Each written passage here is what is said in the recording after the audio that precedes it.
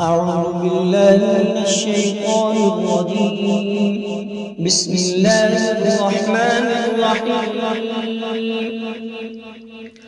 الحمد لله الذي أنزل على عبده الكتاب ولم يجعل له عوجا قيما لينذر بأسا شديدا من لدنه ويبشر المؤمنين الذين يعملون الصالحات أن لهم أجرا حسنا ماكثين فيه أبدا وينذر الذين قالوا اتخذ الله ولدا ما لهم به من علم ولا لآبائهم كبرت كلمة تخرج من أفواههم يقولون إلا كذبا فلعلك باخع نفسك على آثارهم إن لم يؤمنوا بهذا الحديث أسفا إنا جعلنا ما على الأرض زينة لها لنبلوهم أيهم أحسن عملا وإنا لجاعلون ما عليها صعيدا جرزا أم حسبت أن أصحاب الكهف والرقيم كانوا من آياتنا عجبا إذ أوى الفتية إلى الكهف فقالوا ربنا آتنا من لدنك رحمة وهيئ لنا من أمرنا رشدا فضربنا على آذانهم في الكهف سنين عددا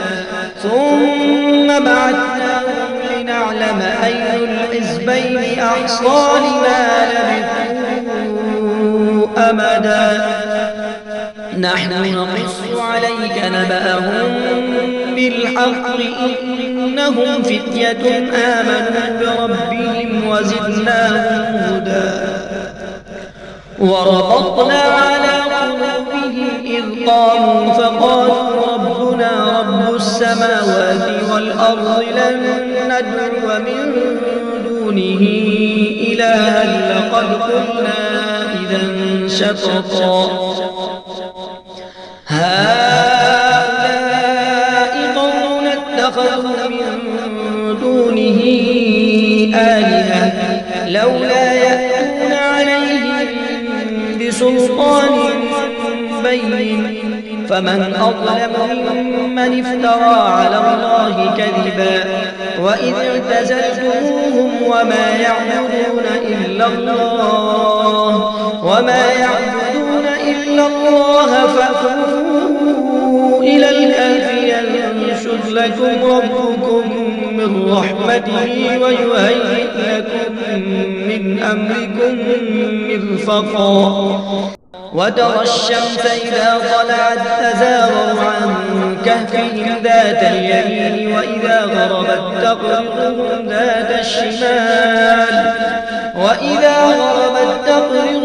ذات الشمال وهم في فجوة منه ذلك من آيات الله من يهد الله فهو المهتد ومن يضلل فلن تجد له وليا مرشدا وتحسبهم أيقاظا وهم رقود ونقلبهم ذات اليمين وذات الشمال وكلبهم باسط ذراعيه بالوصيد لو اطلعت عليهم لوليت منهم فرارا ولملئت منهم رعبا وكذلك بعثناهم ليتساءلوا بينهم قال قائل منهم كم لبثتم قالوا لبثنا يوما أو بعض يوم قالوا ربكم أعلم بما لبثتم فابعثوا أحدكم بورقكم هذه إلى المدينة هذه إلى المدينة فلينظر أيها أزكى طعاما فليأتكم برزق منه وليتلطف ولا يشعرن بكم أحدا إنهم إن يظهروا عليكم يرجموكم أو يعيدوكم في ملتهم ولن تفلحوا إذا أبدا وكذلك أعثرنا عليهم ليعلموا أن وعد الله حق وأن الساعة لا ريب فيها إذ يتنازعون بينهم أمرهم فقالوا عليهم بنيانا ربهم أعلم بهم قال الذين غلبوا على أمرهم لنتخذن عليهم مسجدا سيقولون ثلاثة رابعهم كلبهم ويقولون خمسة سادسهم كلبهم رجما بالغيب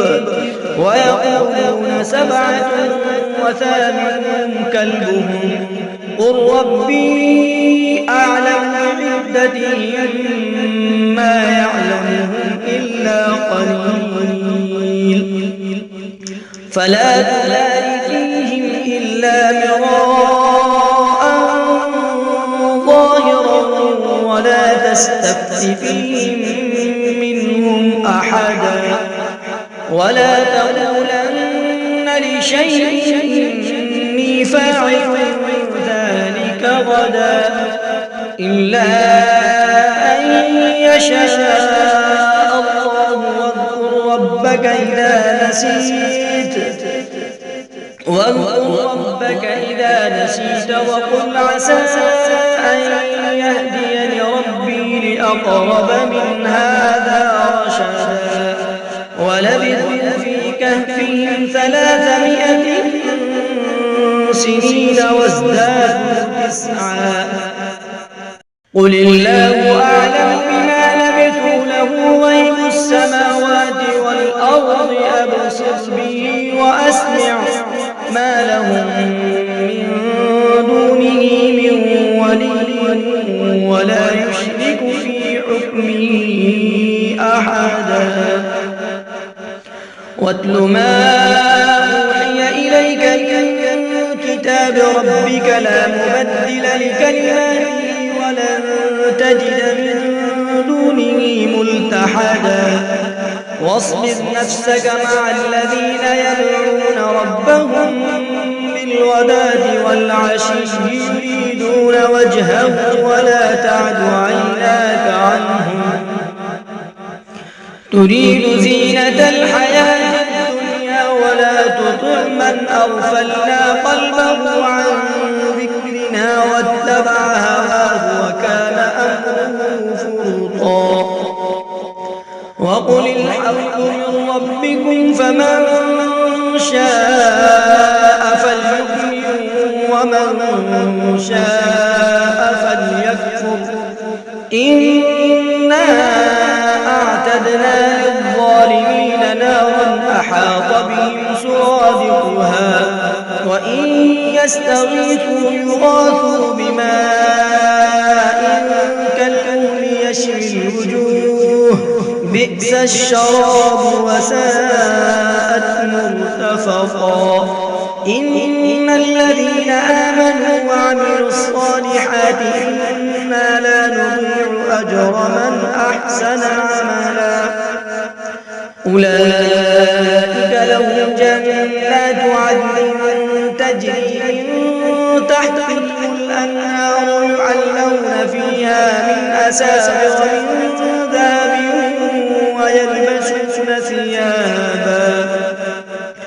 ويلبسون ثيابا خضرا من سندس واستبرق متكئين فيها على الأرائك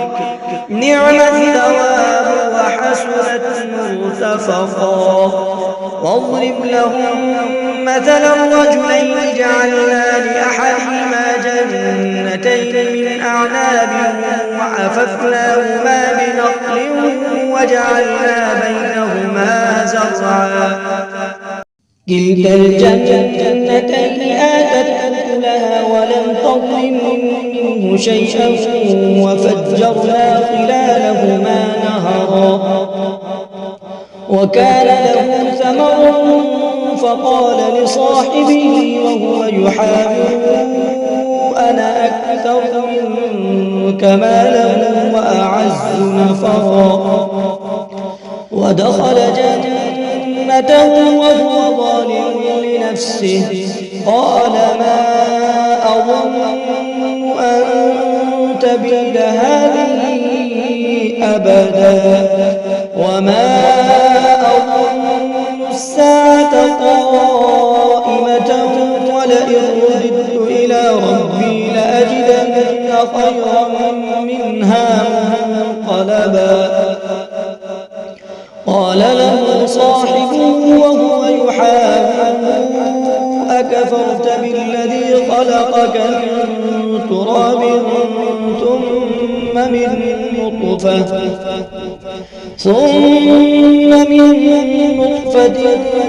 ثم سواك رجلا لكن هو الله ربي ولا أشرك بربي أحدا ولولا إذ دخلت جنتك قلت ما شاء الله لا قوة إلا بالله إن ترني أنا أقل منك مالا وولدا فعسى ربي أن يؤتيني خيرا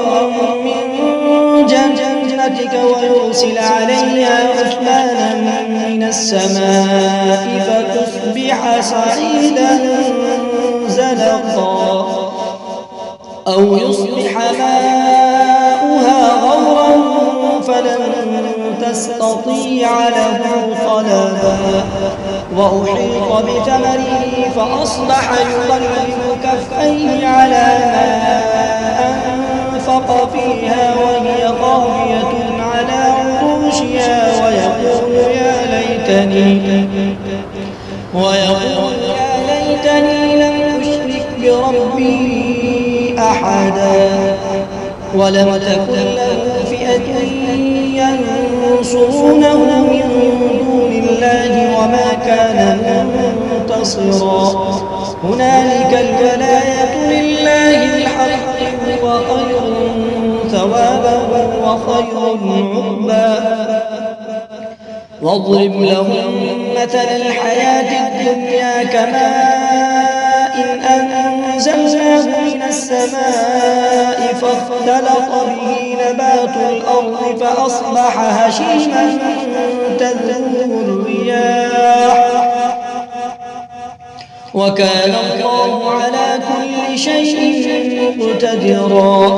المال والبنون زينة الحياة الدنيا والباقيات الصالحات خير عند ربك ثوابا وخير أملا ويوم نسير الجبال وترى الأرض بارزة وحشرناهم فلم نغادر منهم أحدا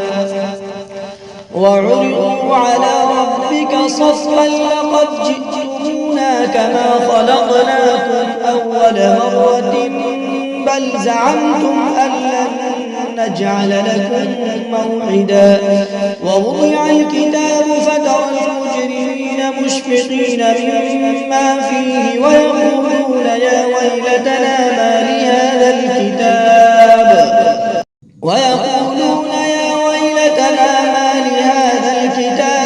يغادر صغيرة ولا كبيرة إلا أحصاها ووجدوا ما عملوا حاضرا ولا يظلم ربك أحدا وإذ قلنا للملائكة اسجدوا لآدم فسجدوا إلا إبليس كان من الجن ففسق عن أمر ربه أفتتخذونه وذريته أولياء من دوني وهم لكم عدو بئس للظالمين بدلا ما أشهدتهم خلق السماوات والأرض ولا خلق أنفسهم وما كنت متخذ المضلين عضدا ويوم يقول نادوا شركائي الذين زعمتم فدعوهم فلم يستجيبوا لهم وجعلنا بينهم موبقا ورأى المجرمون النار فظنوا أنهم مواقعوها ولم يجدوا عنها مصرفا ولقد صرفنا في هذا القرآن للناس من كل مثل وكان الإنسان أكثر شيء جدلا وما منع الناس أن يؤمنوا إذ جاءهم الهدى ويستغفروا ربهم إلا أن تأتيهم سنة الأولين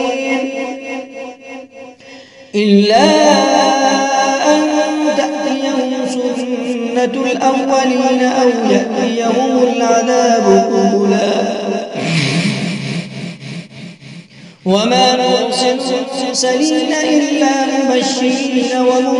ومنذرين ويجادل الذين كفروا بالباطل ليدحضوا به الحق واتخذوا آياتي وما أنذروا هزوا ومن أظلم ممن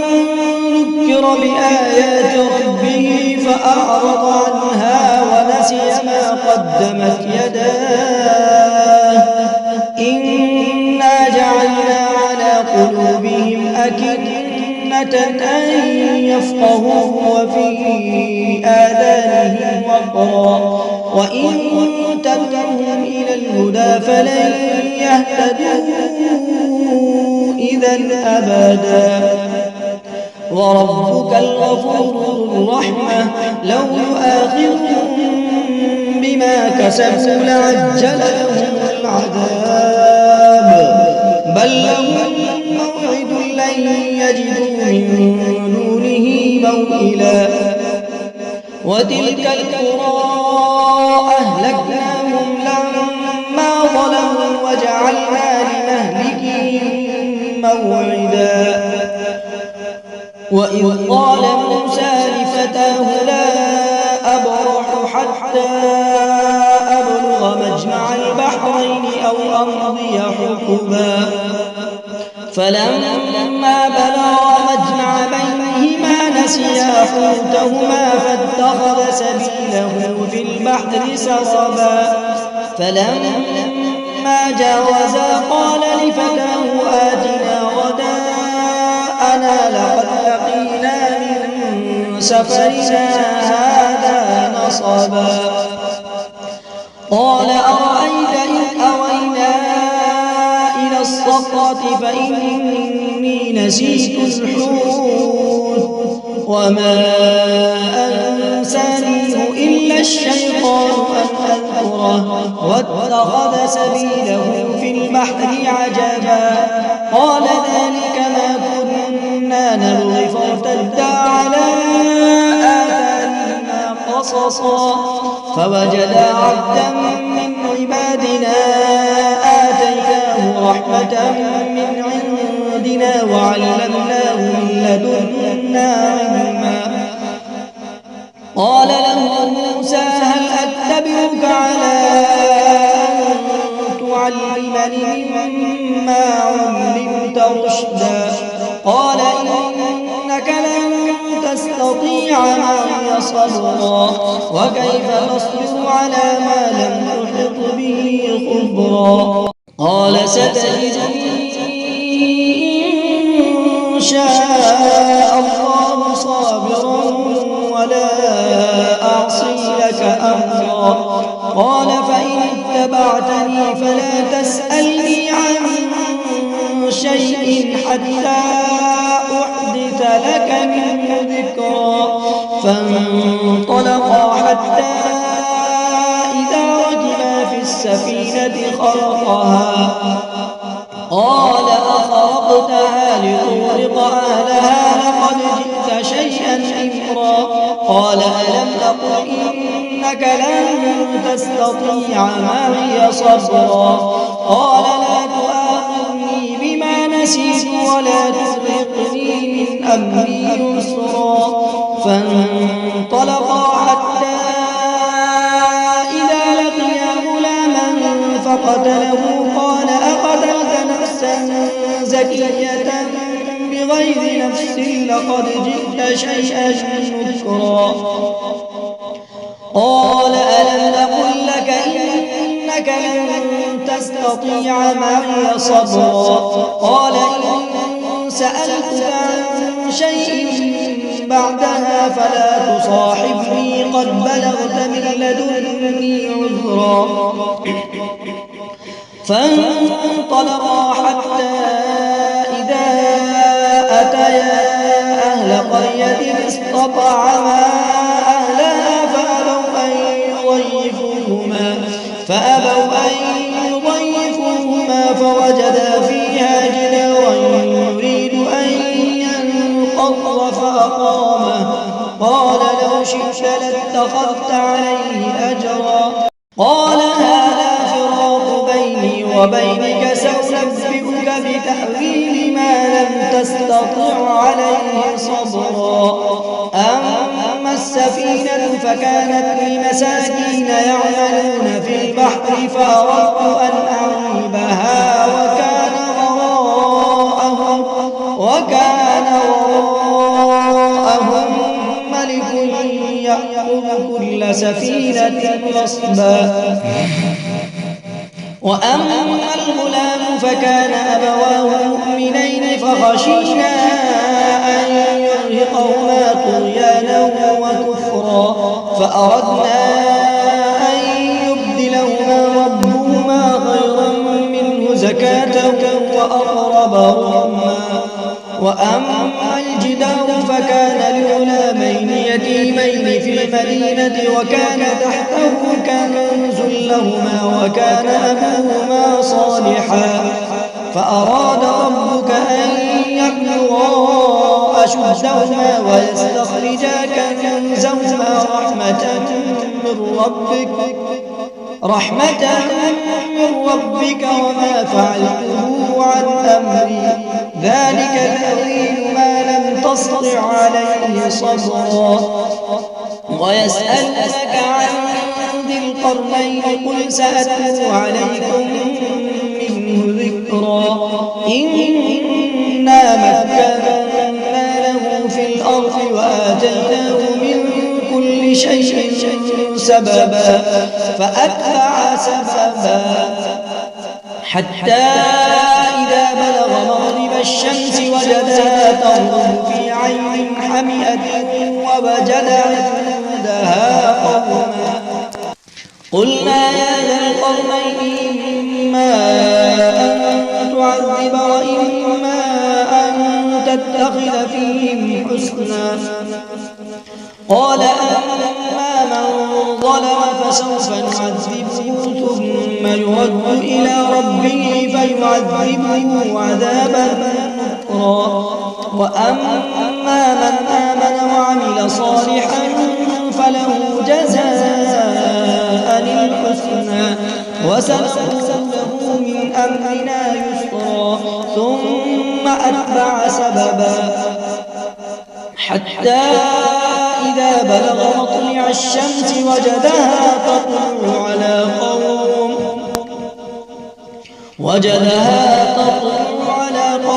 لم نجعل لهم من دونها سترا كذلك وقد أحطنا بما لديه خبرا ثم أتبع سببا حتى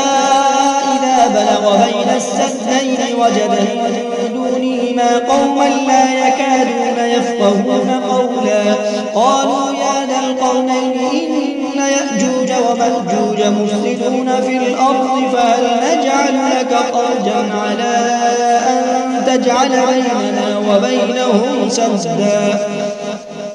قال ما مكنني فيه ربي خير فأعينوني بقوة أجعل بينكم وبينهم ردما آتوني زبر الحديد حتى إذا ساوى بين الصدفين قال انفخوا حتى إذا جعله نارا قال آتوني أفرغ عليه قطرا فما استطاعوا أن يظهروه وما استطاعوا له نقبا قال هذا رحمة من ربي فإذا جاء وعد ربي جعله دكاء وكان وعد ربي حقا وتركنا بعضهم يومئذ يموج في بعض ونفخ في الصور فجمعناهم جمعا وعرضنا جهنم يومئذ للكافرين عرضا الذين كانت أعينهم في غطاء عن ذكري وكانوا لا يستطيعون سمعا أفحسب الذين كفروا أن يتخذوا عبادي من دوني أولياء إنا أعتدنا جهنم للكافرين نزلا قل هل ننبئكم بالأخسرين أعمالا الذين ضل سعيهم في الحياة الدنيا وهم يحسبون أنهم يحسنون صنعا أولئك الذين كفروا بآيات ربهم ولقائه فحبطت أعمالهم فلا نقيم لهم يوم القيامة وزنا ذلك جزاؤهم جهنم بما كفروا واتخذوا آياتي ورسلي هزوا إن الذين آمنوا وعملوا الصالحات كانت لهم جنات الفردوس نزلا خالدين فيها لا يبغون عنها حولا قل لو كان البحر مدادا لكلمات ربي لنفد البحر قبل أن تنفد كلمات ربي ولو جئنا بمثله مددا قل إنما أنا بشر مثلكم يوحى إلي أنما إلهكم إله واحد فمن كان يرجو لقاء ربه فليعمل عملا صالحا ولا يشرك بعبادة ربه أحدا.